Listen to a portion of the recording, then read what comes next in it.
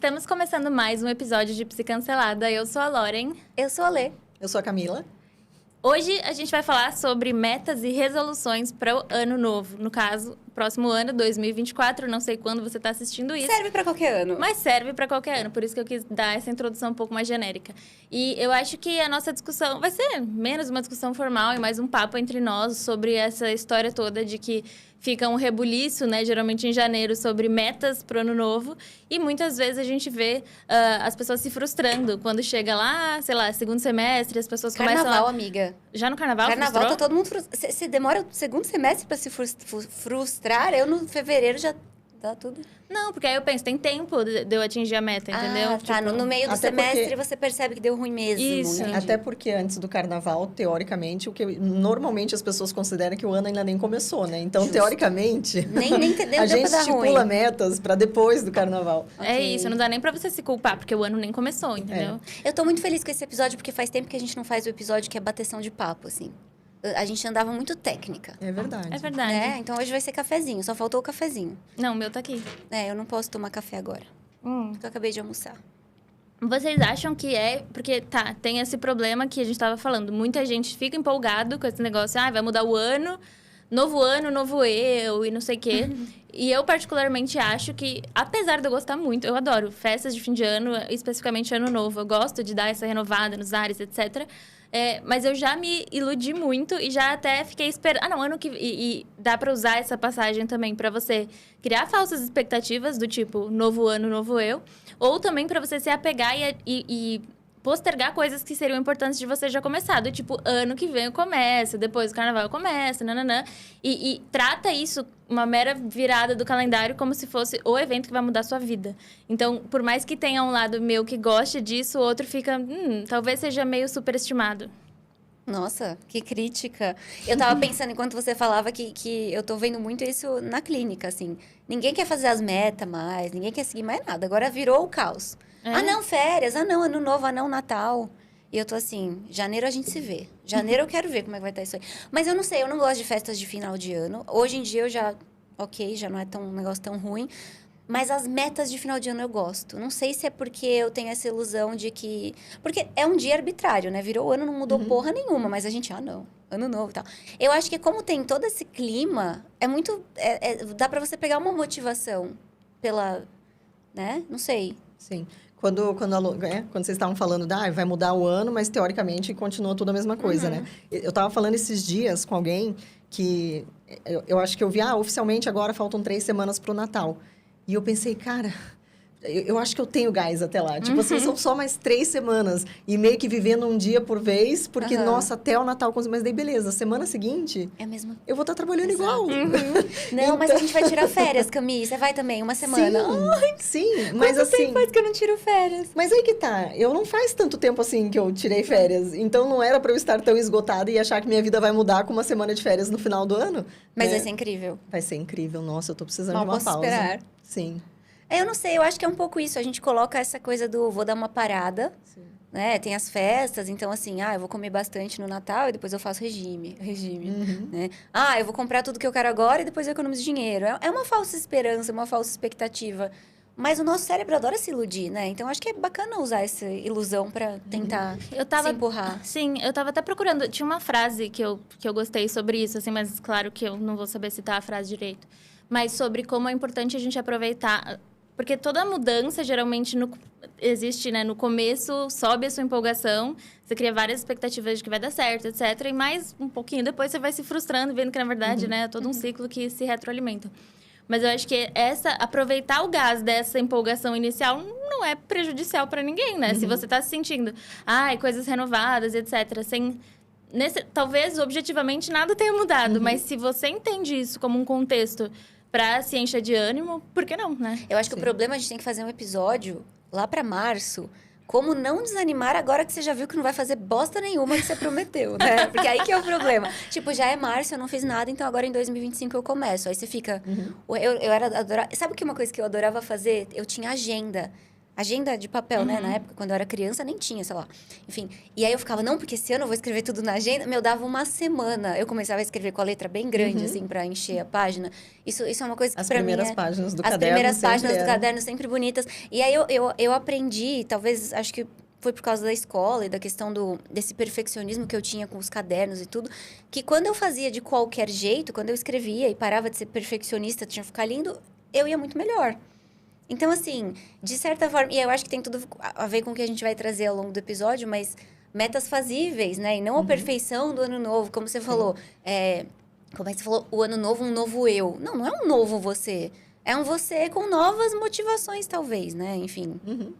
E uma coisa também que eu fiquei pensando é que antes, talvez, deste ano acabar, seria interessante de você se relembrar, não sei se, né, quem tomou nota ou tem isso gravado em algum lugar, de olhar todas as coisas. Mais importante do que fazer novas metas é olhar todas as metas que ficaram pelo caminho, por que ficaram pelo caminho, do tipo, não faz mais sentido ou deixou de ser uma prioridade, ou porque eu não fiz o que era necessário fazer para alcançar aquela meta. Né? E aí, não virar o ano na expectativa do que, tipo assim, não, o ano que vem é foco, força e fé que vai dar certo. Não, você tem que ver tudo que você fez esse ano que não te ajudou a alcançar aquela meta e traçar novas estratégias, né? Do tipo, ok, esse ano deu ruim, beleza, não vou ficar aqui agora me matando de frustração e me sentindo culpada por isso, mas eu preciso recalcular o que não deu certo e o que eu preciso fazer diferente para me aproximar dessa meta se ela continua sendo algo importante, que faz sentido para a tua vida valiosa, né? Então... Por muitos anos, a minha meta de ano novo sempre... Aliás, acho que desde que eu faço metas de ano novo, o que inclui, o que faz parte delas, uma delas sempre é relacionada a emagrecer, perder peso, perder X quilos. Ou, enfim, alguma questão de peso, emagrecimento. E, assim, 90% dos anos deu errado até chegar a virada. Tipo, e eu até achei, eu acho que de 2021 para 2022, um caderninho, que eu adoro fazer essas coisas, assim, de virada de ano e tal. Aí era tipo, consegui emagrecer até setembro, depois engordei tudo de novo, não sei o quê. Então, assim, tem esse comportamento meio de voltar pro lugar que eu não queria estar, né? E não consegui virar o ano tendo realizado essa... Principalmente, pra mim, a meta que mais pega é essa relacionada a peso, emagrecimento, etc. E aí, acho que cada um vai ter um calcanhar de Aquiles. Às vezes, você se comprometeu a estudar um novo idioma, estudo pra você é difícil. Às vezes, você se comprometeu a... Enfim, alguma questão afetiva da sua família que você queria se aproximar e não conseguiu. Eu acho que cada pessoa vai ter mais ou menos dificuldade com uma área. Mas o ponto todo que eu queria trazer em cima da sua fala é o conceito de aceitação radical. Porque o que aconteceu em 2023 e a gente não conseguiu realizar, não adianta a gente ficar esperneando e falando eu queria ter emagrecido esse ano. Sim, era uma meta sua lá de janeiro, mas agora, em relação ao passado, não tem nada que a gente possa fazer para mudar. Hoje, a partir de amanhã, de hoje mesmo ou amanhã, o que eu posso fazer para me aproximar mais de uma vida, de construir uma vida que valha a pena ser vivida. Então, assim, sim, as metas, o não atingimento das metas pode gerar algum nível de frustração, mas eu acho que a gente pode também intencionalmente nos convidar a ter essa postura de aceitação radical. Em relação ao passado, não se faz nada. Mas ter a certeza também que de hoje em diante você tem muita responsabilidade e influência nisso. E isso de olhar para trás, né? Eu acho que muitas vezes a gente tem essa ânsia de novas metas, novo ano, novo eu, essa coisa toda que a gente está falando. Mas ignorar os padrões do ano passado. Então, uma coisa que pode ser bem bacana em relação a isso que você falou porque um questionamento para você se fazer, olhar para aquelas metas que você estipulou e o que te afastou de conseguir aquilo? Quais foram os gargalos que você encontrou no seu caminho que você não conseguiu superar? Porque assim você identifica os seus pontos fracos e fica mais fácil você criar, sei lá, um plano de crise para o ano que vem. E eu sinto muito também que essa coisa de... quando tem empolgação, inicial, metas, etc., ninguém pensa na possibilidade de falha. Porque você tá... Não, agora eu vou pra academia 5 vezes por semana. Ninguém pensa que vai ter uma semana que você não vai conseguir. Ou você vai se lesionar, ou o trabalho vai te engolir, você não vai conseguir. Enfim, eu acho que pensar num planejamento de metas que contemple espaços de frustração e entender como essa frustração... como minimizar essa frustração para ela não virar uma bola de neve de pensamentos autodepreciativos do tipo, eu não consigo mesmo, eu fiz tudo errado, etc, né? Eu tava fazendo esses dias uma planilha eu até te passei, uma planilha com os meus dias da semana pro ano que vem, com as horas, eu dividi em 24 horas, e eu queria colocar os horários que eu vou ter paciente, quantos pacientes eu vou ter, o horário da pós, o horário não sei o quê, quantas horas eu vou dormir, e assim, quando eu terminei, eu olhei e falei, bom, tudo bem. Mas assim, por exemplo, a primeira falha, não tinha tempo de almoço nem de jantar. Era assim, paciente, não sei o que, dormir. Aí eu pensei, não posso viver de luz. Aí eu comecei a adaptar, né? No final até que ficou ok. Mas é isso, se eu quiser marcar o dentista, puta, não tinha. Aí eu fui tirando uns dias ali e tal. Fiz um negócio fazível. Porque eu acho que é aí que a gente erra, né? Não, eu vou fazer academia 5 vezes na semana. Será que essa é a meta? E uma outra coisa que também ajuda é você ter metas voltadas a valores. Porque uma meta, um objetivo, sei lá, eu quero comprar essa xícara. Eu comprei a xícara e acabou. Corre até o risco de eu ficar frustrada depois, né? Agora, sei lá, eu sou uma pessoa que tenho como valor, por exemplo, ter dinheiro. Quero cada vez enriquecer mais. Aí eu tenho a minha xícara ali, mas eu não vou parar, né? A meta em relação ao seu valor, ela é a longo prazo, ela é constante na vida. Eu acho que isso ajuda. Como você falou do emagrecer, eu tenho um valor de saúde, de estética, de autoestima que eu tô seguindo sempre. Então, assim, dei uma derrapadinha aqui. Não, mas eu continuo ali. Eu acho que isso é um truquezinho mental pra gente levar com mais tranquilidade o fato de que, assim, passou o ano, não segui com aquela meta perfeitamente, mas eu continuo ali sempre, né, não sei, aprendendo com os tombos. Sim. Eu acho que, às vezes, quando a gente propõe uma meta e ela é muito ousada, a gente não programa também como que a gente vai voltar para os trilhos depois de uma falha que é esperado, né? É esperado que uma meta muito ousada aconteçam ali algumas falhas ao longo do caminho. Só que se a gente identifica essas falhas como, tipo, já que eu não fui malhar hoje, então essa semana, né, cancela a semana e segunda-feira eu volto. Não, né? Você não precisa não ir, você não foi na quarta, você não precisa não ir na quinta, na sexta, no sábado e recomeçar na segunda-feira, já que na quarta-feira você não conseguiu ir, né? Eu acho que isso é uma das coisas que vai criando essas crenças muito permissivas, né? Do tipo, né? E empurra para frente. Só que isso fere o nosso autorrespeito, isso prejudica a nossa autoestima, porque a gente se frustra com a gente mesmo, e aí vem aqueles pensamentos, né, de autocrítica, enfim, né, desvalor com relação a você mesmo, isso impacta nas suas emoções e vai impactar no seu comportamento.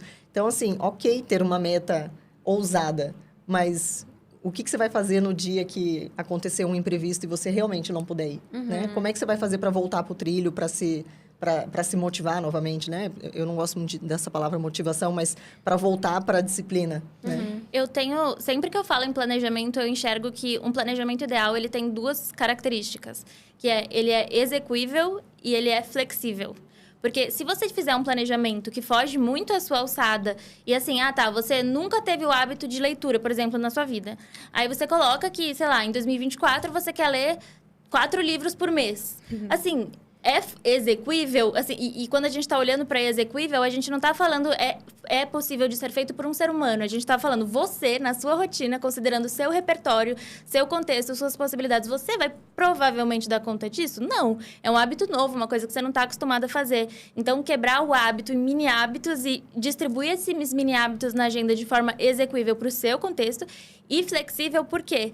Eu tenho muita dificuldade, eu tenho um padrão todo rígido, meio obsessivo com as minhas coisas e por muito tempo, se algo não acontecia exatamente como eu queria, isso era produtor de muita frustração para mim. E aí eu tive que entender que, assim, a agenda, ela tá ali para dar um norte pra gente, para dar ajudar a gente a tirar da cabeça, né, os to-dos e um monte de coisa para fazer, organizar de um jeito visual e aumentar a probabilidade da gente aderir, mas se ela for prejudicial, no sentido de, meu Deus, tô sofrendo porque eu não cumpri tudo que tava na minha agenda, tem que dar um passo para trás e pensar, pera, né? A função dela é só me nortear ao longo do dia. Então, a flexibilidade, ela tem que existir porque a vida é imprevisível. Então, assim, minhas irmãs sempre brincam comigo, elas falam, abraça o imprevisível, porque eu tenho muita dificuldade de abraçar o imprevisível. Sim.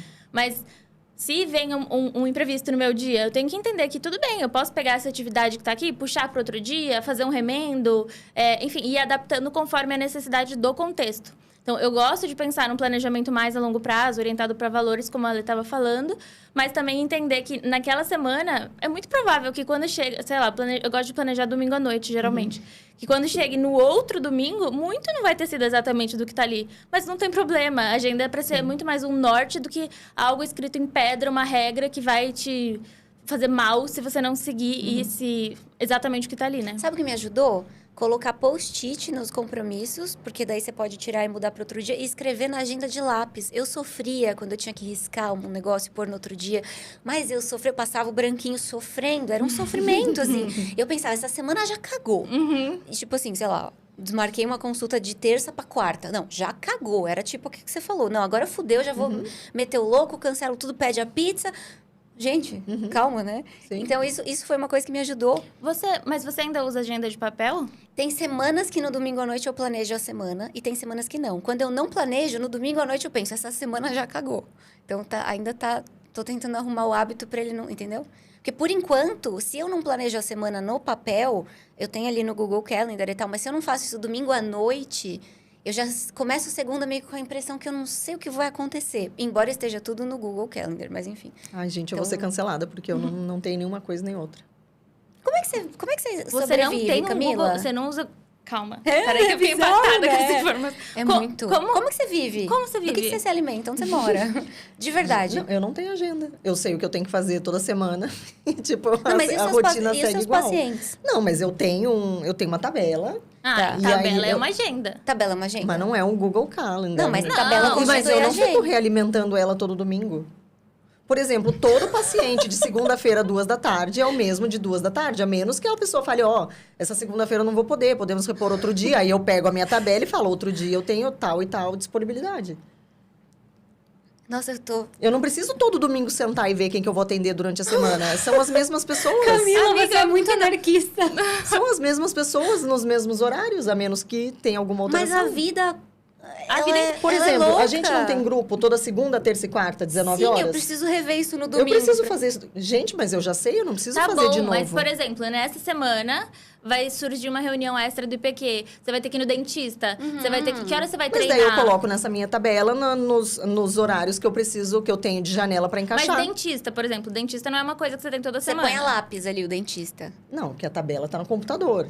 Ah, é uma tabela. É uma tabela mesmo. Tipo, tabela do Word, gente. Segunda, terça, É do quarta, Word. quinta. Amiga, Das 7 da manhã. Juro Tá por Deus. ficando É mais péssimo. difícil de é defender. péssimo. Camila. Gente, eu sou muito old school. Não, mas tá Sabe o bom, que que- porque antes eu era tô no com- papel. Antes era na Amiga, agenda do papel. a gente vai usar você de cobaia pra um negócio que eu ainda não posso falar o que é, tá bom? Ai, adoro. Tá bom. Ok. Que vai resolver sua vida, talvez. Não, mas mas a vida uma dela das- parece muito bem A vida resolvida. dela né? Mas, gente, Camila, mas... como é que você faz pra ser tão zen? Vai, fala sobre isso. Gente, segunda, terça e quarta à noite eu tenho grupo. Na segunda-feira de dorme manhã no eu não domingo? atendo. Na segunda-feira à tarde eu tenho pacientes. Terça-feira eu tenho pacientes de manhã, de tarde e o grupo à noite. Tipo, não tem erro. Nossa, eu tô chocada Tem de... muito erro. É assim, é totalmente Amiga, louco. na minha vida... Ó, vamos lá. Camila vai no pelo, velho. Que loucura é essa? Porque, por exemplo, na faculdade, tem semanas que eu tenho que ler um artigo tal. Então, eu tenho que saber qual hora do dia eu vou ter tempo livre pra ler esse artigo tal. Aham. E se eu deixar... ao longo da semana eu posso ler Não isso em vai. qualquer horário, eu não vou fazer isso. Eu vou procrastinar isso, igual todo ser humano faz. Então, assim... Gente, se eu acordo um dia e não vou no banheiro depois do café da manhã, pra mim já acabou. Ah, não, você é um nível... Não, é porque eu Tem que preciso... colocar na agenda. Não, eu não preciso colocar na agenda porque meu intestino é muito brother. Mas assim, eu preciso dessa regra, senão eu vivo ali, não sei. Amiga, sabia que eu acho que você é mais metódica que eu, se isso for possível? Porque você tem uma rotina matinal, por exemplo. Eu Sim, não. nossa, não tem como não ter uma rotina matinal. Se eu acordo e não faço a minha rotina, eu fico irritado o resto do dia, não vou fazer exercício, vou esquecer alguma coisa, vou errar compromisso. Gente, mas por exemplo, na minha rotina, terça, quinta e sábado eu corro. Que tá na minha planilha e... Mas tá na planilha, então. Não, mas tá na minha planilha que meu orientador de corrida me manda. Mas eu não preciso colocar na minha agenda que terça-feira de manhã eu vou correr, porque eu já sei. Mas, Camila... Como você sabe? Eu já sei que terça-feira eu vou correr de manhã Eu e às acho. 9 da manhã começa o meu primeiro paciente. Eu acho que a gente tem que colocar na nossa meta do ano que vem, pegar menos coisa pra fazer. Eu não gosto dessa meta. Também não. Mas a gente deveria. Porque talvez seja isso. Tipo assim, se você me falar, ai, Camila, eu começo a trabalhar super cedo, tipo, 9 da manhã eu já tenho que estar no meu trabalho. Você consegue me atender às 8 na terça? Eu já sei que eu não consigo, Nossa, eu porque não sei terça-feira nada. às 8 eu ainda não voltei da corrida e tomei banho, por exemplo, entendeu? Mas calma, eu tenho uma dúvida. Eu não preciso olhar na minha agenda pra responder Tem uma isso dúvida pra muito pessoa. importante. Se você tem... Que eu vou te pegar na saia justa agora. Ah. Se você tem um convite pra fazer uma live ou um show daqui 3 meses, como você sabe que isso vai acontecer? É verdade. Como você sabe? Eu te chamo hoje pra ir no show do Bruce Dickinson comigo o ano que vem. Acho que é em junho. Não lembro. Mas tá, eu vou. Você vai comigo. Aí tá, eu não falo mais nisso. Não, você não fala mais nisso. Se eu confirmei com você, tipo... Como é que você vai lembrar? Bom, porque eu acho que todo mundo vai estar falando do show, né? Vai ter, tipo... Você vai me falar, guria, então, amanhã vai ter um show. Como é que a gente vai... da Camila é uma roleta Como é que eu tô muito ansiosa. Eu devia ter trazido meu ansiolítico. Por Camila, exemplo, você tá me dando gatilho. Tipo assim, ó, em junho, ano que vem, eu vou correr no Rio de Janeiro. Eu já sei que eu vou. Tipo, é no feriado de Corpus Christi. E aí, se alguém falar assim pra mim, vamos pro Nordeste do feriado de Corpus Christi. Eu marco 2 viagens no mesmo dia. Não, porque eu já sei que no feriado eu vou correr. Nossa, eu não consigo. No Rio. Eu acho que temos algumas variáveis. A memória dela é muito melhor que a nossa. Porque se eu definitivamente esqueceria. Será que é porque eu uso ela mais do que vocês que estão ali já mais... na dependência, porque, por exemplo, da tecnologia pra isso? Eu sei que ano que vem tenho 4 ou 5 viagens de congresso. Qual a chance de eu lembrar a data do voo de ida, a data do voo de volta? Eu tenho que pôr o voo na agenda. Eu tenho que pôr qual hotel que eu vou ficar. Tudo, senão você qual que é o hotel que eu vou ficar? Quanto tempo de deslocamento do aeroporto até o hotel? E aí, quando eu chegar lá, assim, tudo tá na minha agenda. Não, por exemplo, eu vou fazer uma viagem. Eu tenho uma pastinha. Viagens 2024, mês de janeiro, fevereiro... Mas aí todo mês você abre lá. Não, mas é que assim, gente, eu já sei que eu vou viajar em junho pro Rio de Janeiro no Corpus Christi. Tanto faz se vai ser às 10 da manhã ou meio-dia. Eu vou saber isso no dia anterior, eu confiro o horário do voo para poder ir pro aeroporto. Como assim? Camila, eu fico uma semana sem... Tá, eu acho que a gente tem um não problema. Fico, gente, mas... eu sou relaxada. Tá, então vamos falar. A gente tem aqui pessoas... Zen, eu acho, a gente tem aqui pessoas que são obsessivas e compulsivas e a gente tem pessoas normais.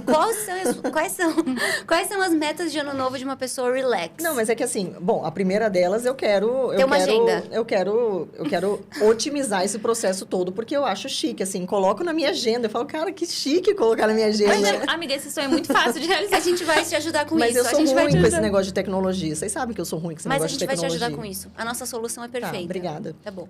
Mas tirando isso, assim... Eu tenho outras metas, assim, tipo, pessoais, por exemplo, com relação à corrida. E aí, entra um pouco do que a gente estava falando hoje, da frustração de ter uma meta e não conseguir alcançar ela ao longo do ano, né? Aconteceu comigo esse ano. Eu tinha uma meta de correr, né, uma meia maratona em menos de 2 horas. Era fazível, né? Completamente fazível para mim. Meu Deus. É fazível, exequível? Como é que você... Exequível. Bom. Acho chiquérrimo. Exequível, porque não era uma meta, assim, absolutamente ousada, né? Enfim, tanto que eu cheguei muito, muito perto de conquistá-la em junho desse ano. E aí, em vez de eu pensar na minha cabeça, né? Tipo, cara, falta muito pouco. Faltava 4 minutos para eu atingir minha meta. Era só continuar treinando. E, assim, era questão de... sei lá, talvez 1, 2 meses para eu conseguir alcançar essa meta esse ano ainda, né? Porque eu estava vindo de uma sequência de treino e disciplina muito bonitinha, muito regrada. E aí, umas 3 semanas antes da meia maratona do Rio de Janeiro, eu fiz a meia maratona aqui em São Paulo, da ASICS. Só que era um dia que eu estava gripada, eu corri com um lenço de papel no bolso, sabe? Eu corria e assoava o nariz e tossia, não sei o quê. Fiz em 2h08, o que já tinha sido a minha melhor marca. Mesmo correndo, né, com, enfim, debilitada, não estava tão debilitada, mas eu estava gripada, não era a condição ótima, eu consegui chegar muito perto da minha meta. E aí eu fui para o Rio de Janeiro falando assim, cara, agora eu tô ótima. Tipo, não tem como não dar certo, porque eu cheguei muito perto em condições ruins. E agora que eu não tô gripada, não tô nada, e, tipo, tô descansada e seguindo a planilha toda bonitinha, vai dar muito bom. Eu fui super, assim, achando que, cara, vai ser agora. E aí, eu melhorei minha meta. Tipo, de 2h08, fui para 2h04. O que, teoricamente, é lindo. Tipo, foi meu RP de novo. Foi o tempo mais rápido que eu fiz essa prova na vida. Não é corredor, é recorde... Como é que é, pessoal? Recorde pessoal. Que é o menor tempo possível que você faz alguma distância. Você vai... O reloginho chique lá vai te avisando quando você vai batendo. Eu tava, tipo, RPD? Foi o meu recorde pessoal. O que significa que, em provas de meia maratona, né? Essa distância de 21 quilômetros e não sei quantos metros, o menor tempo que eu já corri essa distância foi 2h04. Então, eu já estava no meu melhor tempo da vida, o que deveria ser algo, para mim, assim, muito celebrado. Mas como não era abaixo de 2, eu fiquei tão frustrada, mas tão frustrada, que me deu um bode de correr. Porque eu pensei, cara, isso não é para mim. Eu pensei assim, cara, isso não é para mim. Eu me dediquei pra caramba e bati na trave e não sei o quê. E, porra, não sei por que eu faço isso comigo, porque é uma idiotice. Aí, sabe quando você começa a repensar a tua prioridade? Por que você começou a fazer aquilo na tua vida? E aí, eu lembro que eu pensei assim, vou agora descansar, porque eu vim de 2 provas seguidas, assim, né, longas. Falei, vou descansar. E aí eu tirei férias de vida mesmo, né? Vocês lembram que eu fui pro Jalapão com meu filho, depois eu viajei com meu namorado, enfim. Tirei uns 15 dias de férias. Nesses 15 dias eu não corri, só curti, né, enfim. Teoricamente, era para eu voltar das férias sem esse bode, voltar para os meus treinos e tentar de novo alcançar essa meta. Enfim, o que eu fiz? Não fiz. Né? Eu meio que joguei para o espaço, assim. E aí, agora, 4 meses depois de eu ter me dado essas férias, eu resolvi que eu quero bater o meu sub-2 numa meia maratona. E, obviamente, esse ano eu não vou mais conseguir. Mas você não falou, ano que vem eu volto. Você não, voltou já? Eu voltei isso eu agora. acho que discerne, não. Enfim, isso difere as coisas que a gente quer mesmo fazer. Não sei, eu acho que tudo que eu tô colocando pra janeiro... em janeiro eu vou começar a fazer... Blá, blá. Porra! Mas assim, o que vai mudar na minha vida correr 21 quilômetros em menos de 2 horas? Nada. Mas se eu não tiver um foco... Se eu não tiver um foco e uma meta, tipo, eu vou correr pra quê? Pra ir pra onde? Chegar em que lugar? É que eu acho correndo de quem? Mas o exercício dos problemas... O exercício físico e essa disciplina, eu acho que reverbera em outras áreas da vida. Né? Aliás, esse ano, 2023, foi o primeiro ano da minha vida que eu consegui consistentemente fazer exercício físico. Lindo. Eu tô feliz Pilates, pra caralho. O super. Pilates, e agora eu tô fazendo musculação também, nem tá sendo ruim. Muito pelo contrário, se eu fico vários dias sem ir, é péssimo. Eu me sinto... Me sinto uma geleia. Tem um conceito que acho que tá ligado com isso que você tá falando, assim, mais ou menos vocês duas. Acho que mais na sua fala sobre que são os hábitos angulares. Hábitos angulares são aqueles que eles são quase que basais na nossa vida e que quando você tá com eles ajustados e rodando, é provável que você melhore a sua performance e a consistência em outros hábitos também. Então, eu lembro que há muito tempo eu li isso num livro de autoajuda, assim, X, a fonte, não sei, inclusive nem sei a cientificidade disso que eu tô falando, mas é um negócio... Mas é legal. Que era assim, era meio que um experimento que as pessoas tinham que... Eu não vou lembrar em detalhes, mas vou dar um exemplo. Um grupo tinha que arrumar a cama ao acordar e o outro não tinha que mudar nada. Eles só, tipo, se inscreveram no experimento. As pessoas... Quando você arruma a cama ao acordar, é meio que...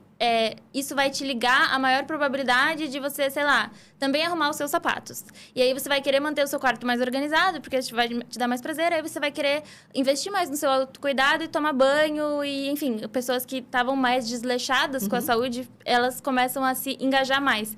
E esses hábitos angulares são aqueles que puxam outros hábitos e você vai se fortalecendo como um todo. Na minha vida, assim, na minha experiência pessoal, puramente anedótica, exercício físico é assim. Então, assim, se eu tô em uma fase, e eu tenho idas e vindas, assim, com os treinos, né? Mas se eu tô numa fase aderente ao exercício físico, é impressionante como todas as outras áreas tendem a melhorar também. Eu tendo a acordar mais cedo, que é uma coisa que eu adoro fazer, acordar cedinho. Eu tendo a ser mais produtiva quando eu tô trabalhando. Eu tendo a ser mais legal com as pessoas ao meu redor, porque, sei lá, meu humor melhora. E aí, quando eu vejo, ele vai, como um imã, assim, atraindo várias outras coisas boas. E parece muito lei da atração, sei lá o que eu tô falando aqui. Mas é só... Eu acho que é um negócio meio prático.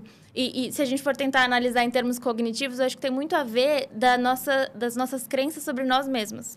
Se você alimenta aquela crença de que, eu faço tudo errado, eu me comprometi a treinar, não tô indo, eu tô engordando, nananana. Um pouco de crença distorcida com um pouco da realidade, de fato, te mostrando que você tá longe da pessoa que você gostaria de ser, isso vai fortalecendo as suas crenças de, enfim, baixa autoestima, etc. Por outro lado, quando você vê, nossa, pequenas conquistas que a gente faz durante o dia, do tipo, eu acho muito prazeroso ter um meu planejamento ali bonitinho e chegar no fim do dia e falar, eu fiz tudo que eu tinha que ter feito. É reforçador também, É muito reforçador. Então, acho que o nosso autoconceito vai ser, nossa, realmente, eu tenho esse desafio, eu vou lá e consigo fazer. Então, acho que tem um pouco a ver com isso, assim. Não sei se vocês sentem que tem um hábito que puxa o outro e vai... Total. É impressionante, né? Mas, por exemplo, o dia que eu corro, eu já reparei que eu me alimento melhor. É muito louco, né? Mas eu não sei se eu chego a conscientemente pensar isso, mas... ou se é uma coisa que já acontece meio automática ou intuitiva, mas, por exemplo, eu acabei de correr. Eu não vou comer uma fritura. Dá a impressão que, tipo, meu Deus, eu acabei de suar, ficar 40, 50 minutos correndo, né?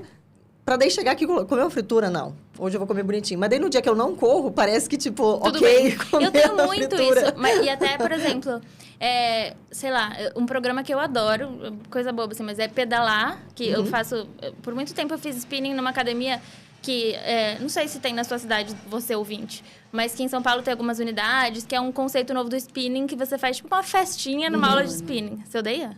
Amiga, foi bem traumatizante pra mim esse rolê. Você odiou? Não, eu não odiei, mas é que foi bem traumatizante pra mim. Enfim, é uma aula de spinning que... Animada, música. Muito animada. E aí tem luzes neon, aí fica escuro, aí fica claro. E vira tipo uma baladinha. Você sai morto, acabado. Você sai morto da aula de spinning. Só que eu adoro o programa de sábado ou domingo de manhã. Convidar uma amiga pra fazer spinning, tomar um brunch. Ah, pode e me convidar. Eu topo. É isso que eu tô pensando. É meu tipo de rolê. Faz vários sábados que ela não me chama. Muitos, em Eu não tô mais com a... Tá caro a Velocity, amiga. Eu não tô mais matriculada. Mas enfim, eventualmente a gente volta a fazer isso. A Velocity podia nos patrocinar, né? É verdade. Oi.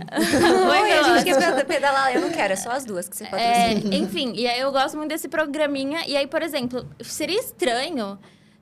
O meu corpo, assim, não quer. Tipo, sair da Velocity e comer, sei lá... Pastelzão com pastel com caldo de cana. cana. Eu quero ir, sei lá, eu quero comer uma salada de fruta. No máximo um açaí. Ou, sei lá, um brunch saudável. Acho que...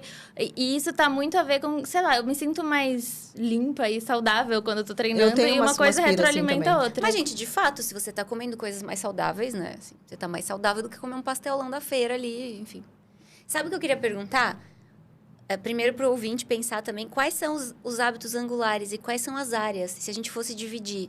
Porque eu sempre tenho mais ou menos mapeado na minha cabeça. Eu tenho o físico, que é a questão tanto da saúde quanto a questão da aparência. As duas coisas, para mim, estão meio que ligadas ali, sei lá, se influencia. Tem a questão da alimentação, que é um outro ponto, que não entra no físico, mas tangencia, sei lá. Tem a questão do trabalho, então eu quero estudar. É um ponto, o estudo é um ponto, o aprimoramento contínuo tem que ter. E a questão da grana entra ali e os relacionamentos e amizades que ficam meio que num blur. Então, esses acho que seriam os meus pontos de chaves. De todas as minhas metas, eu consigo colocar, sei lá, em um desses daí.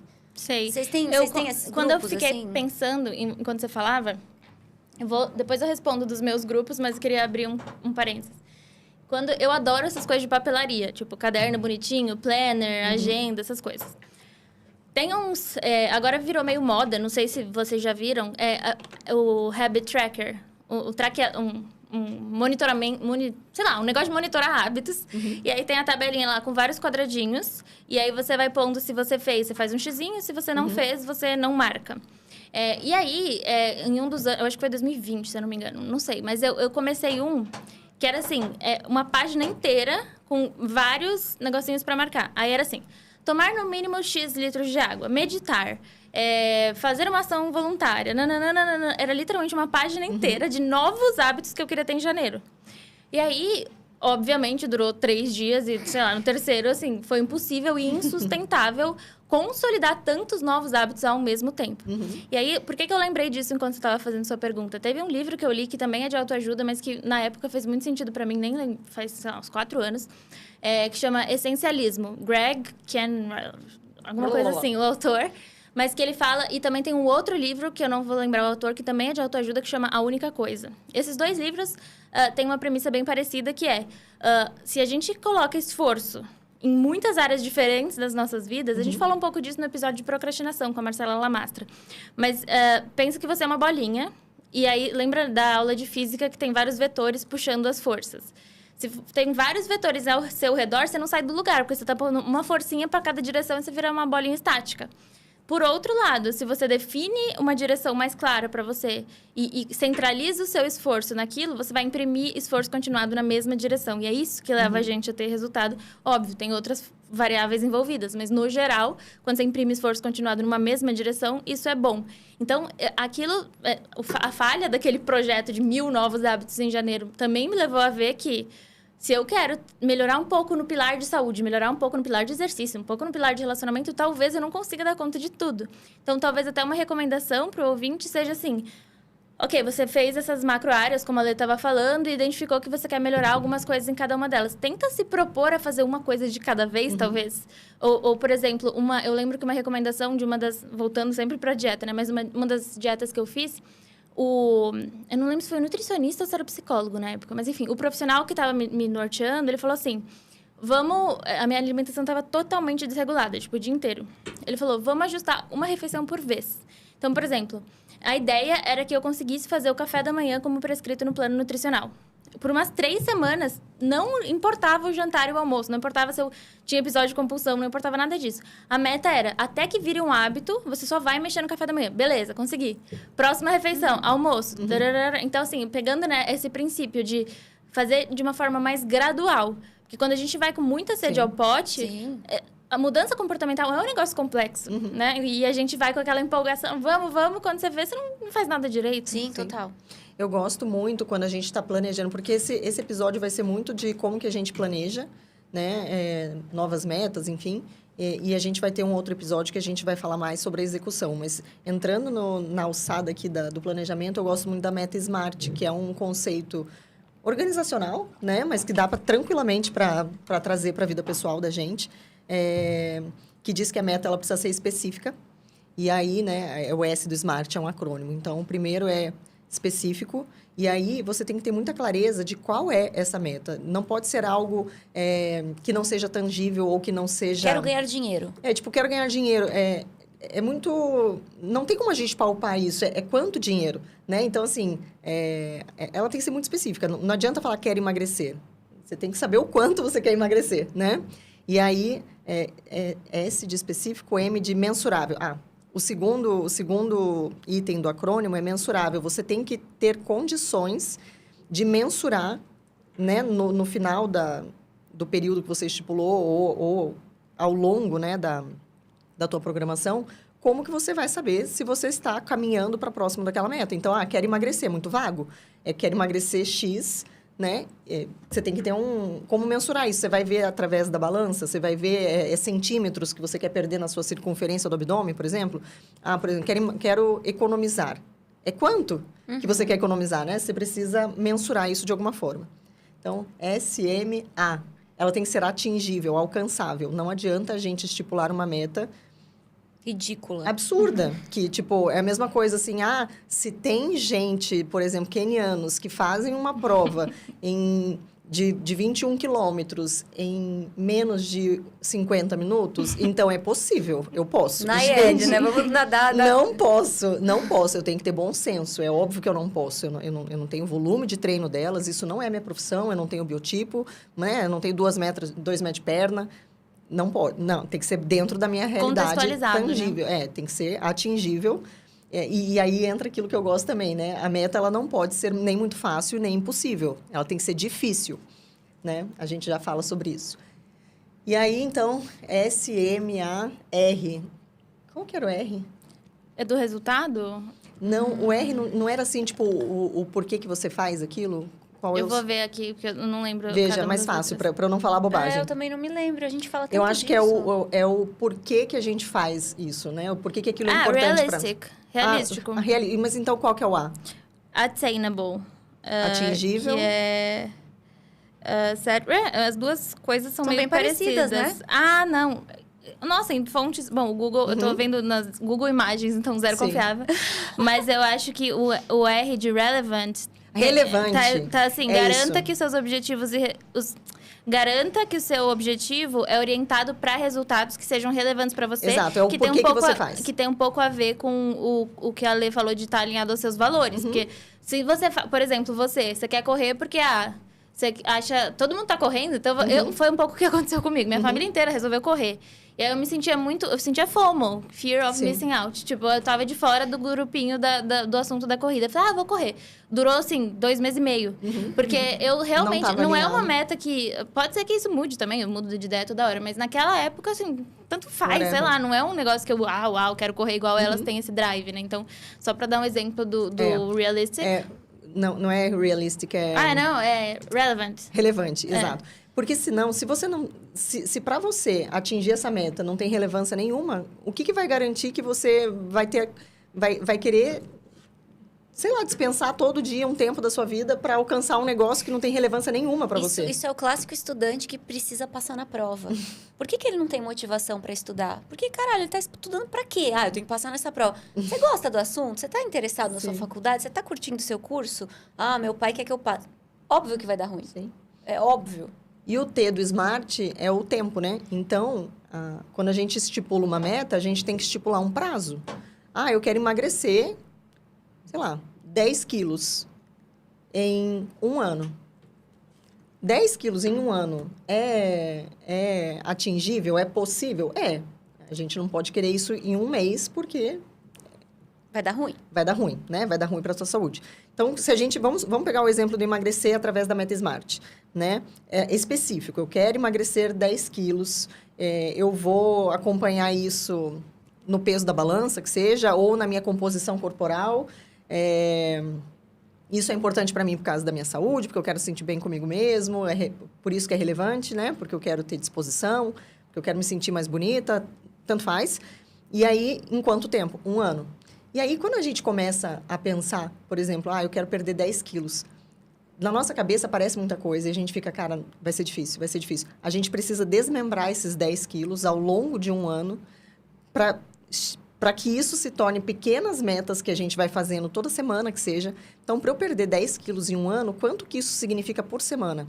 Porque no final de uma semana de uma reeducação alimentar, de você caminhar todos os dias, se você chegar lá no final daquela semana e você tiver perdido 300 gramas, você vai falar, não vai dar certo.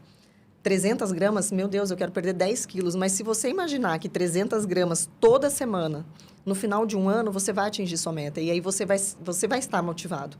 Né? Então, o ideal é que a gente desmembre a metona em pequenas metinhas que a gente pode fazer ao longo do tempo para que fique mais confortável, né? Visualmente, assim, um número para você chegar lá. O problema que eu vejo muito frequente no estabelecimento de metas é que a gente subestima o que a gente consegue fazer em um dia e a gente... Não, peraí que eu vou ter que gravar de novo essa parte porque eu quero que seja um corte. Ok. Um problema que eu enxergo no estabelecimento de metas, que é muito frequente, é que a gente superestima o que a gente pode fazer em um dia e a gente subestima o que a gente pode fazer em 1 ano. Então, como assim, né? Às vezes, quando a gente quer começar uma dieta nova, a gente quer que, sei lá, tem um evento... Eu funciono muito assim. Tem um evento chegando... E aí, eu uso esse evento como motivador para eu estar com o corpo que eu gostaria de estar, por exemplo. Então, sei lá, vai ter minha formatura. Então, até a formatura, eu tenho que perder X quilos. Ou eu tenho que entrar no vestido X. E aí, eu fico procrastinando.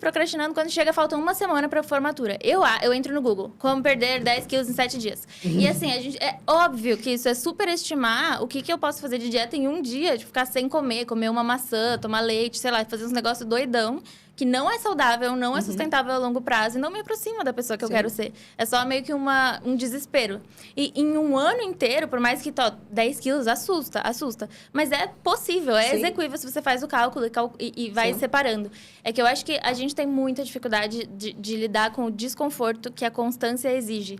Porque, assim, é muito desconfortável lidar só com o fato de que se você quer uma coisa, não tem outro jeito. Você vai ter que fazer todos os dias, ou quase todos os dias, a mesma coisa.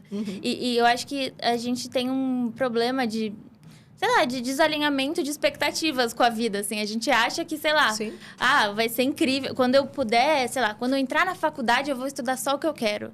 Aí, depois que eu conseguir o emprego que eu quero, eu vou não sei o quê. Você vai projetando sua felicidade em grandes eventos que você vai ter ao longo da sua vida, quando, na verdade, a vida acontece nos mini hábitos no cotidiano. Ela acontece a cada minuto que você decide investir o seu tempo. E isso pode ser um pouco entediante, às vezes. E assim... É o que temos. Sabe o que eu acho que é um exemplo legal? Planejamento financeiro, por exemplo. É muito fácil você pegar a calculadora e falar assim, não, se eu tivesse investido R$100 por mês desde que eu nasci, eu já estaria milionário. De fato, né? Agora eu penso o contrário. Então, tá bom, vamos colocar R$100 no Tesouro Direto todo mês? É um investimento de renda fixa, não é um big deal, mas assim, vai ser legal no fim da sua vida ali. Eles têm até uma calculadora para você saber quanto que vai ficar, é mó bonitinho, enfim. E aí você faz isso, programa na sua conta, todo mês vai sair R$100. Eu não vou nem saber que esses R$100 existe. Parece que é bobo. Mas no futuro, quando você olhar, você vai falar, puta merda, que legal. Bom que eu fiz. Só que é muito diferente do... Eu acho que quando a gente fala de objetivos que envolvem fazer com a mão, fazer com o tempo, repetir, estudar, por exemplo. Estudar uma nova língua. É um negócio chato, né? Porque assim, você vai ter que... A gente quer o resultado. Você quer o resultado, você quer a lá gente falar não quer lindo, o processo todo. Vou aprender o verbo to be. Ai, eu amo. Só eu que sou estranha, né? Mas eu gosto de aprender um novo idioma também. Eu amo estudar. Bom, nerd, né? Mas deixa eu puxar... estudar idiomas, não. Chatíssimo. Amo. Mas deixa eu puxar um gancho dessa fala que vocês falaram sobre muito... A gente quer a coisa. O resultado. E, aliás, a gente quer... O gelo não quer encher a forminha. Essa coisa de sempre, né? Batido. Mas eu queria trazer... A Camila disse, né, que o conceito de Meta Smart veio do mundo dos negócios. E tem 2 outras coisas que vieram também desse... Quando eu trabalhava na Endeavor, trabalhava com fomento ao empreendedorismo, eu estava bem, né, embebida nesse ambiente. Eu acho que algumas coisas são úteis da gente transpor. Uma delas é aquele TED super famoso do Simon Sinek, que ele fala do comece pelo porquê. Vocês já viram? Nossa, acho que não. Depois eu mando o link, a gente não vai deixar na descrição do grupo, né? Mas você viu como, às vezes, você acha que uma coisa é batida e as pessoas da mesa não viram? Exato. Aconteceu em tempo real, hein, gente? E, gente, isso serve pra você que produz conteúdo na internet ou pra você que acha que você não tem nada de relevante pra acrescentar no mundo. Você sempre tem, porque as pessoas... E eu acho que também quando a gente estuda muito uma coisa ou fala muito de uma coisa, você torna ela óbvia. Eu acho que todo mundo sabe o que é um viés cognitivo. Aí, às vezes eu lanço e a pessoa fica, quê? Uhum. Aí eu penso, nossa... Que legal, né? Dá pra gente ensinar coisas. Sim. Mas voltando, um deles, então, ele chama de Golden Circle, que é círculo dourado. E aí vocês podem entrar no TED, no YouTube. É um TED bem antiguinho, sei lá, deve ter mais de 10 anos, não sei. E aí, antes do TED ser hype, né? E aí, depois, em cima... Eu não sei se o livro ele escreveu e aí, em cima do livro, ele fez o TED, ou se ele fez o TED porque bombou tanto, ele fez o livro. Alguma coisa assim. E o livro chama Comece pelo Porquê, já foi traduzido pelo português. E toda a ideia dele no mundo de negócios é que as empresas que têm muito sucesso nas vendas, então isso vem de vendas e marketing, né? Elas mostram para o cliente muito mais por que elas deveriam comprar aquela coisa do que o que é aquela coisa que ela está comprando. Então, eu já dei o exemplo do iPhone, por exemplo. Então, quando eu vou vender um iPhone, eu não chego e falo assim, então, isso aqui é composto por, sei lá, qual material, feito lá não sei aonde, e aí o designer vai... Não me interessa como um celular é feito, assim, o que... O que ele é. Exato. E como ele foi feito, muito menos. Também não quero saber de nada disso. Eu quero saber por que eu deveria comprar esse celular. E essa pergunta, porque muito acessibilidade muito rápida, você vai ter acesso a várias informações, e você vai parecer cool por aí, porque é super chique ter um celular desses, e todo mundo quer. E nananana. As empresas são muito boas em mostrar pra gente por que a gente deveria ter aquelas coisas que elas querem que a gente tenha. Por outro lado, quando a gente olha para o contexto educacional, então transpondo esse contexto, né, de vendas e marketing para escolas, por exemplo. E você disse do porquê da ideia do estudante fazer uma prova, né? Então, sei lá, criança pequena estudando inglês na escola. Mas por quê? Porque você tem que fazer uma prova. Que bosta! Mas fazer uma prova não é alguma coisa relevante para aquela criança. Não toca nela de um jeito que quando falam, se você tiver um celular desse, seus conteúdos vão ter mais qualidade, a imagem é incrível e não sei o que, não sei o que. São coisas que são apelativas pra gente ouvir e querer comprar aquela ideia, né? Quando a gente compra um celular, a gente também compra a ideia por trás daquela marca. Então, no processo de estudos, por exemplo, é a mesma coisa. A gente sabe, E outra coisa, né? Também a gente associa, muitas pessoas associam o processo de educar a um contexto punitivo que elas tiveram ao longo da vida. Ai, que chato, escola, ai, que chato, nananã. E não tem prazer nesse processo. Mas uma das saídas, né? Tanto para coisas aversivas, tipo exercício físico para algumas pessoas, estudo para outras, trabalhar demais para outras, é que a proposta dele é que se você começar olhando pelo porquê você faz aquilo que você tem que fazer e mantiver esse porquê vivo, a probabilidade de você manter aderência nesse hábito é maior. Então, por exemplo, em vez de falar assim, quero o quê, né? Eu quero fazer um novo curso. Mas por quê, né? Por que que... E sempre... o desenhinho que vocês vão ver no TED são 3 círculos concêntricos e o que fica no centro é o porquê. Então, você tem que começar por ali e depois entender o que você tem que fazer, o que é um hábito coerente, o que é uma coisa que você insere na sua rotina para chegar nesse o quê. Então, e às vezes a gente vai ao contrário. Tipo assim, meditação. Tá todo mundo... Meditação parece uma coisa... O quê, né? A meditação parece uma coisa saudável a se fazer e que desacelera os pensamentos. Mas será que pra você, tipo... o que isso agrega na sua vida? E eu já construí muito a minha lista de hábitos com base no que estava na moda ou que eu vi as pessoas ao meu redor fazendo. Então, tanto a história da corrida esse ano não foi uma meta de ano novo, mas aconteceu, quanto outras, tipo meditar. Por que eu quero meditar se... E eu acho que tem um outro ponto. Aliás, o nome desse episódio podia ser como é que você vende o seu planejamento para você mesmo, né? Porque a gente tem que comprar a ideia, mas outro ponto também é a questão do porquê fazer sentido. Então, por exemplo, eu tava maluca para comprar um daqueles reloginhos que medem o sono. Porque, assim, se eu tiver o relógio, eu vou dormir melhor. Olha só. Gata, não Ou vai. você só vai saber rastrear que você tá dormindo assim, mal. Não é assim, entende? Não faz sentido. Então, eu vou comprar um curso, porque se eu fizer essa pós, eu vou ser um puta profissional. Legal, mas assim, você vai ter que fazer a pós. Você sabe que, né, tem aula toda semana, vai ter um TCC, tem a super... Você vai fazer, porque às vezes eu acho que a gente planeja pensando no porquê sem lembrar do como. Porque também não adianta você ter um porquê. Ah, não, eu quero... Ser uma profissional melhor. Tudo bem, mas assim, você tem o porquê. Só que o como não é assim, vou comprar uma pós. Você vai ter que ralar o bumbum para conseguir, né? Chegar onde você quer. Então, acho que também tem que ter isso ali, né? E provavelmente tem. Mas, enfim... É um círculo com essas 3 coisas, mas a ideia é de que você mantenha... É que a gente se descola muito fácil do porquê, tipo, do que tá te levando...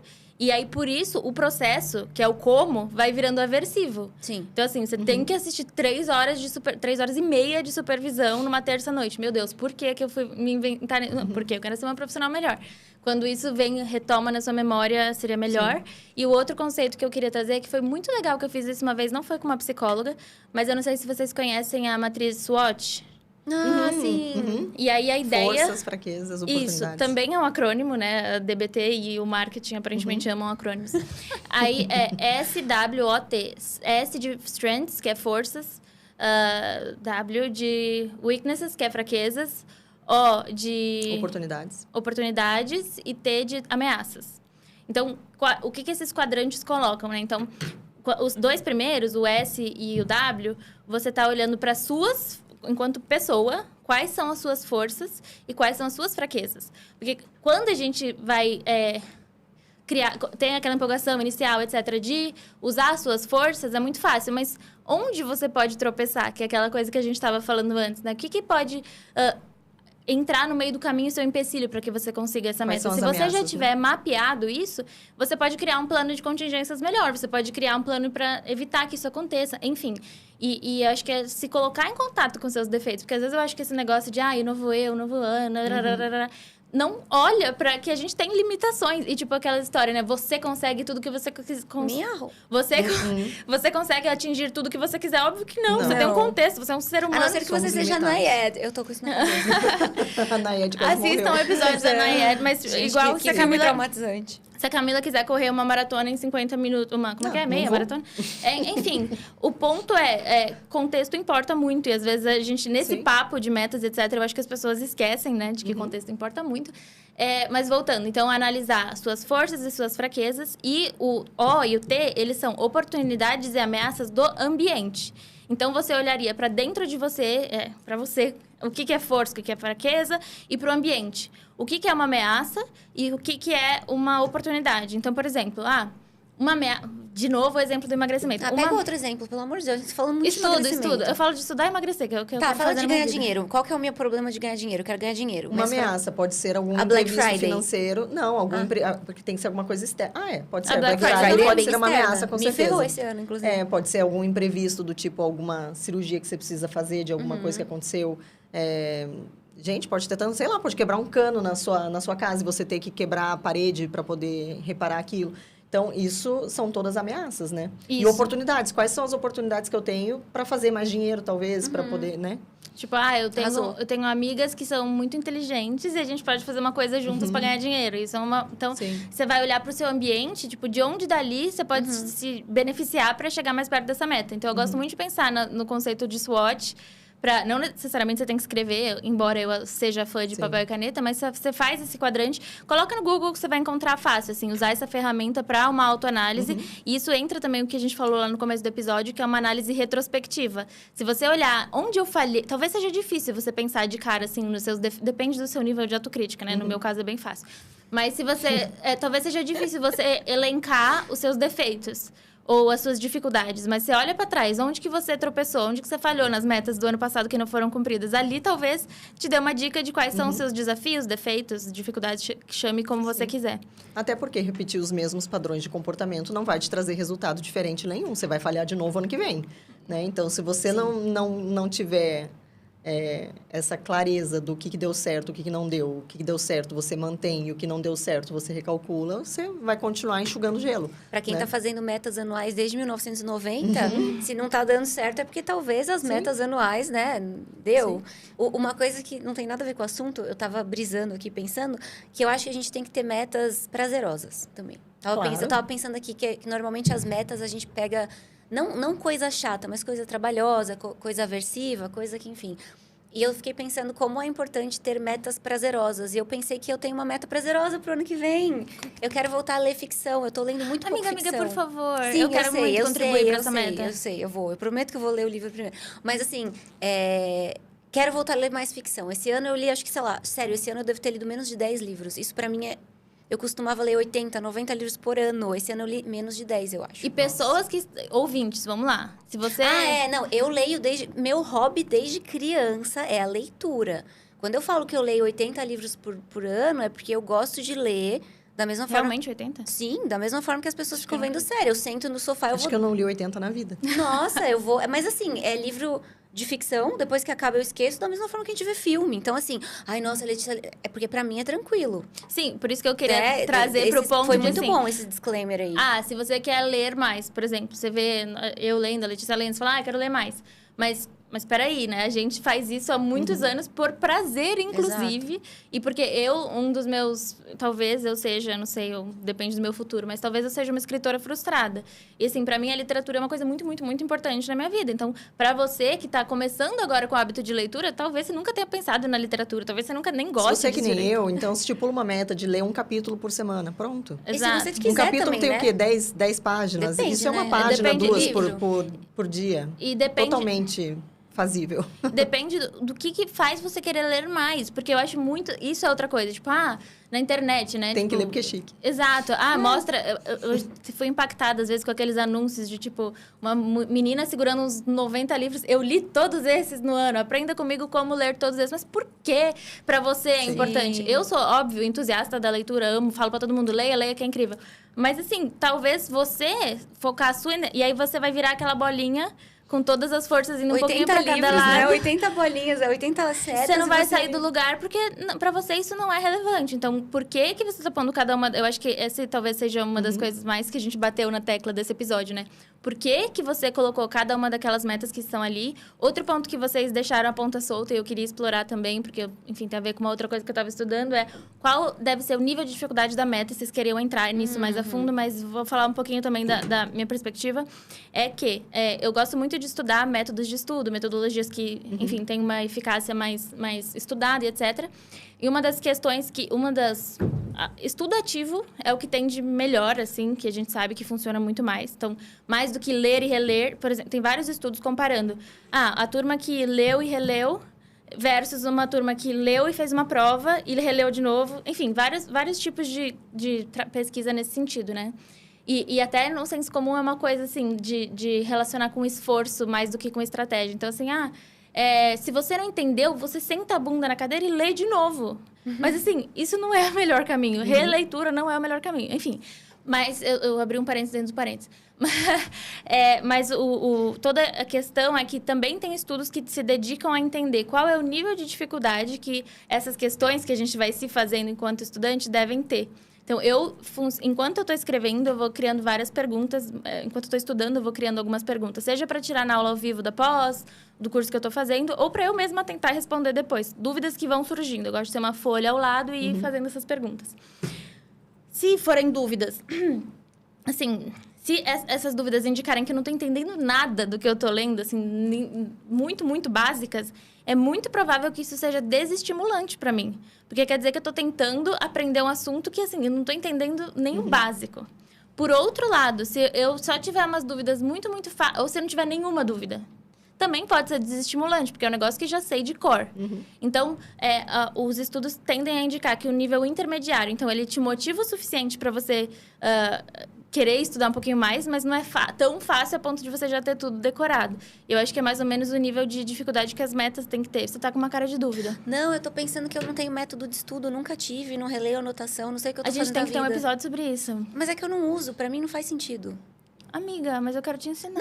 Não, mas eu nunca precisei, eu acho. Eu não sei. Porque você é inteligente naturalmente? Eu não sei se é porque eu sou inteligente naturalmente, mas assim, eu não tinha caderno na faculdade. Eu também Meu não. Deus. Eu não estudava pra prova Eu tô muito chocada relendo. nesse episódio. É porque eu tenho esse costume de assim, eu sempre levei... Na escola era diferente, eu levava assim... Não faço nada, não faço nada, não faço nada, não faço nada, não faço nada. Uma semana antes da prova, estudo tudo, passou. Aí na faculdade eu comecei a estudar. Talvez na faculdade de economia eu tenha tido métodos de estudo porque envolvia matemática, que era uma parada que tem que treinar mais. Mas matérias teóricas, eu não sei, eu não... Você presta atenção nas aulas? Eu atenção nas aulas? assisto a aula e tudo bem, não sei. E você não faz anotação também? Não. Às vezes eu faço e jogo fora, só porque... Aí eu fiquei pensando, nossa, que curioso. Não sei, fiquei intrigada. Nossa, enfim. Não, eu fazia anotações. É porque eu sou old school, né, gente? Na época que eu fazia faculdade... Mas ajuda. O professor falava bem assim, ó, vai ter o capítulo X do livro tal lá no Xerox. A gente descia no Xerox, pegava o Xerox do capítulo X. E aí, quando for estudar aquilo, ou quando o professor estiver dando aula daquilo, eu ia fazendo as anotações no próprio Xerox. Eu não tinha um caderno à parte. Eu nunca entendi muito bem por que as pessoas copiavam lousa. Isso era uma coisa que me deixava intrigada. E a questão do... Se eu tô vendo uma aula que se estende muito tempo, eu preciso ter alguma coisa na mão. Então, normalmente, eu ficava jogando algum joguinho pra eu conseguir escutar o que a professora tá falando sem me distrair com a sala. Amiga, multitasking não existe. Não é multitasking, é que eu fico muito ansiosa. Se eu tô numa sala... Agora, com a vida online, isso passou, né? Mas aula presencial, eu tive a experiência de fazer essa pós de neurociência que foi presencial e, cara, foi terrível. Assim, tive crise de ansiedade, tive que sair da sala. Eu precisava ter alguma coisa na mão. O corpo todo fica... E os barulhos são horríveis, as pessoas me deixam meio assim... Eu prefiro o presencial. Nossa. Será que eu tô te passando a minha misofonia? Mas voltando pra pergunta que eu fiz pra vocês. Não vamos desvirtuar. Desvirtuei. Vocês queriam comentar alguma coisa específica sobre o nível de dificuldade? A gente ia falar que linka muito, né, na Meta Smart, quando a gente vai pensar em algo que seja possível de realizar, não pode ser nada que seja muito fácil, porque isso não vai estimular a gente, né? Não vai... Tipo, nossa, eu consegui... Não vai me manter engajado em fazer um negócio que é tão ridículo, que, tipo... Que nível de autoestima vou estar estimulando em mim por fazer um troço... Consegui correr 100 metros. Cara, eu não sei se eu consigo correr 100 metros. Mas... Então, só que a gente não pode estipular também... a gente não pode ter uma meta irreal que torne a meta impossível, porque isso vai fazer a gente se frustrar.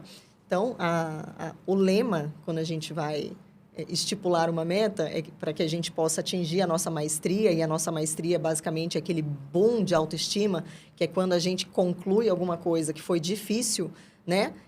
E a gente consegue chegar, né, na conclusão daquela atividade, ou, enfim, né, se formar, ou concluir um curso, pegar o diploma, ou guardar o dinheiro, enfim.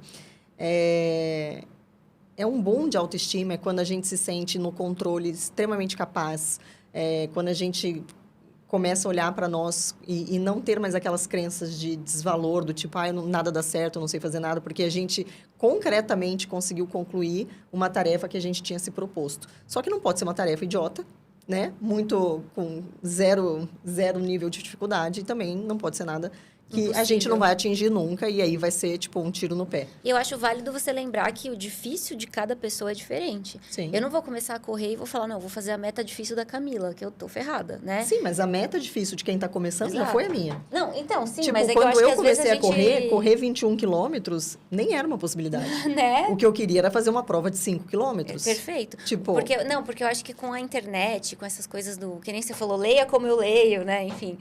Pinta como eu pinto. Tava demorando. Tava demorando, né? Ok. Adoro. Foi sem querer, escapou. Leia como eu leio.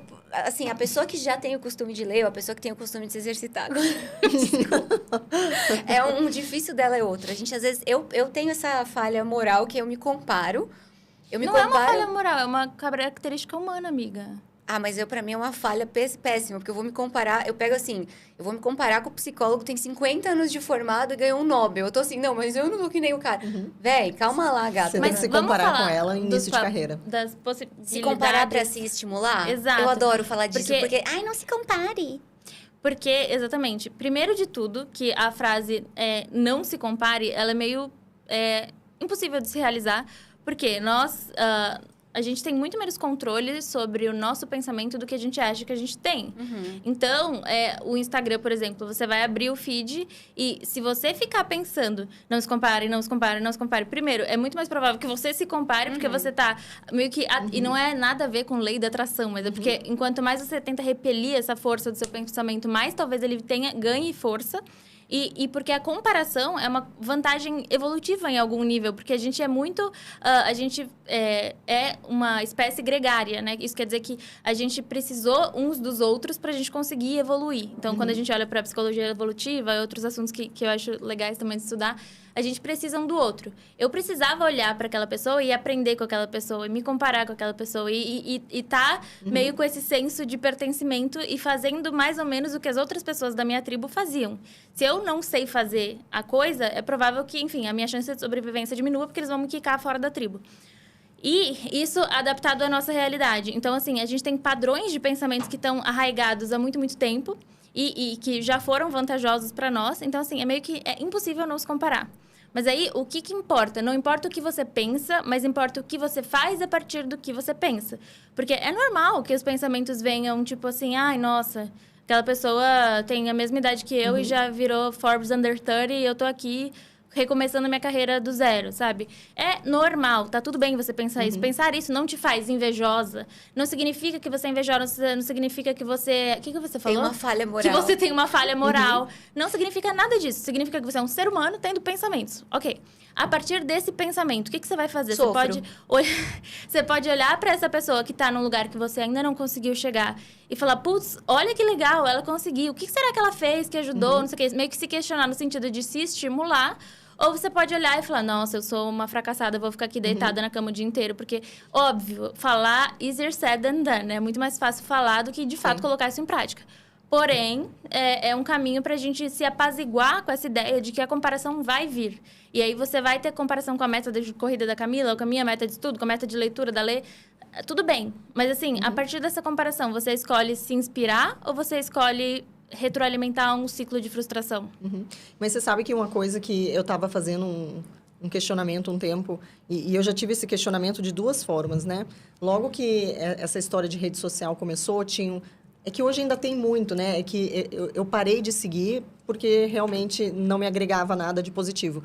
Mas eu lembro claramente de vários anos atrás, quando explodiu, acho que a primeira musa fitness que aconteceu do Instagram foi a Pugliese. A Pugliese, né? Porque não existia, não era uma coisa comum. Não, anos eu acho atrás, que ela inaugurou. Né? Eu acho que ela foi a primeira pessoa assim, que começou esse nicho de influencer fitness.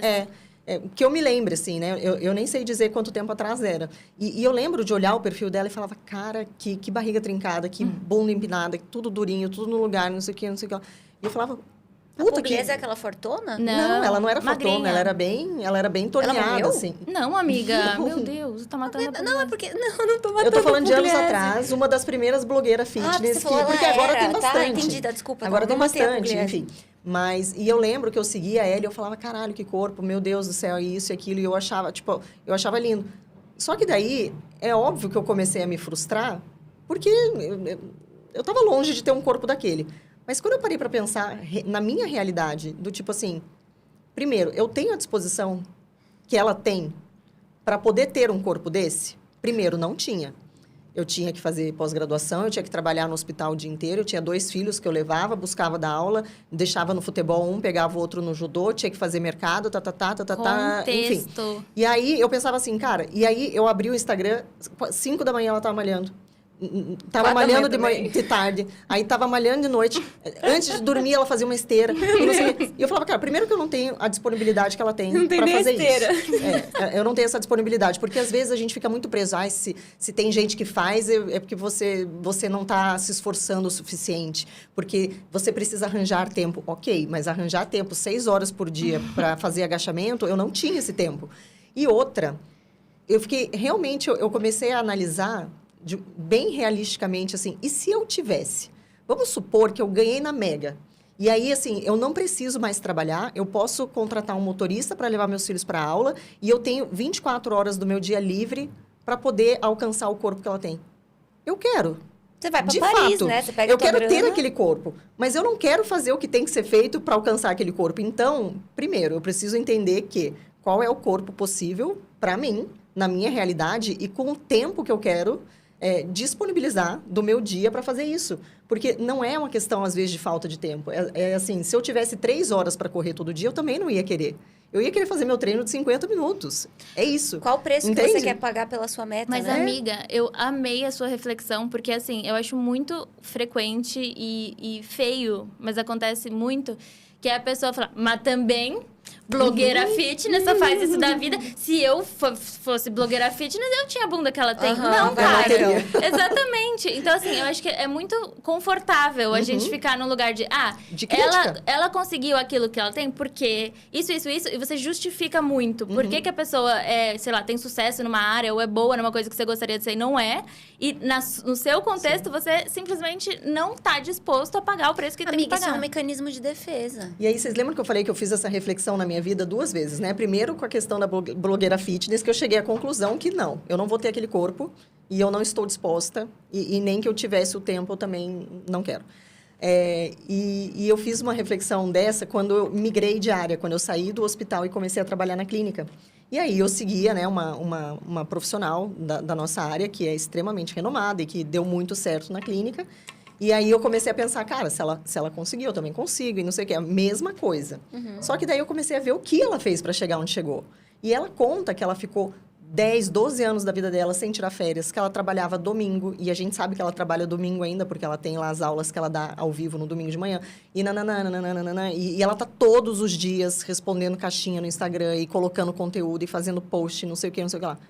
Gente, eu não vou nunca chegar no nível dela, porque eu não estou disposta a fazer o que ela faz.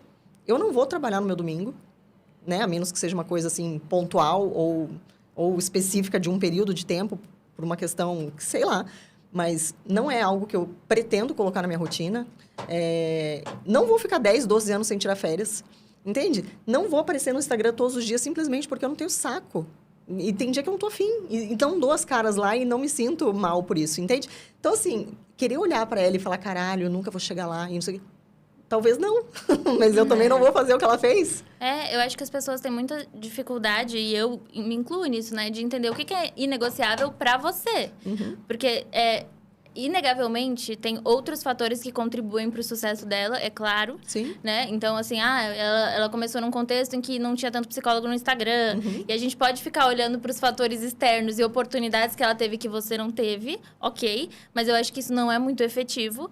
Ou você pode, assumir, e eu acho que isso demanda muita humildade mesmo, assim, olhar e falar, nossa, de fato, eu não tenho o que ela tem, ou eu não quero ter, e não tô disposta a investir o que ela investiu pra estar lá. Sim. Então, assim, todo mundo sejamos amigos, tá tudo bem. Algumas pessoas Eu admiro, acho ótimo, bato palma, assim, tiro o chapéu mesmo, acho uma mulher foda, mas eu tenho total noção, eu não vou trilhar esse caminho. Eu tenho outras prioridades. Acho que a gente pode deixar estabelecido, então, que saiba o preço da sua meta. Porque toda meta tem um preço. Você quer pagar esse preço? Exato. É o que eu penso quando eu cismo que... Não, minha barriga nunca vai ser de tanquinho. Não vai mesmo, porque assim, eu não vai ter que fazer abdominal? Não vou. Eu tenho que fazer 10 abdominais, eu não faço. Eu odeio. Aí eu fico... Ai, mas a minha barriga... Meu, qual que é o preço do tanquinho, né? Eu amei esse episódio. Pra mim, parece que passou 5 minutos. Eu espero, então, que de algum modo as nossas reflexões e, enfim, nosso jeito de pensar em relação a isso tenha sido contributivo para o seu processo de estabelecer suas metas. Espero que as suas se concretizem, e caso não se concretizem, que você lide melhor com isso de algum jeito, porque não importa tanto o que acontece, mas sim como a gente lida com o que acontece. Se você gostou do papo, do formato, deixa nos comentários para a gente saber e balizar melhor qual tipo de episódios são os preferidos de vocês. Se você tá pelo YouTube, deixa um like no vídeo, pelo Spotify, dá 5 estrelinhas pra gente, indica o conteúdo pra alguém, pra alguma amiga, pra alguém que você saiba que esteja fazendo as metas de ano novo junto com você. E até o próximo vídeo. Tchau, tchau. Tchau.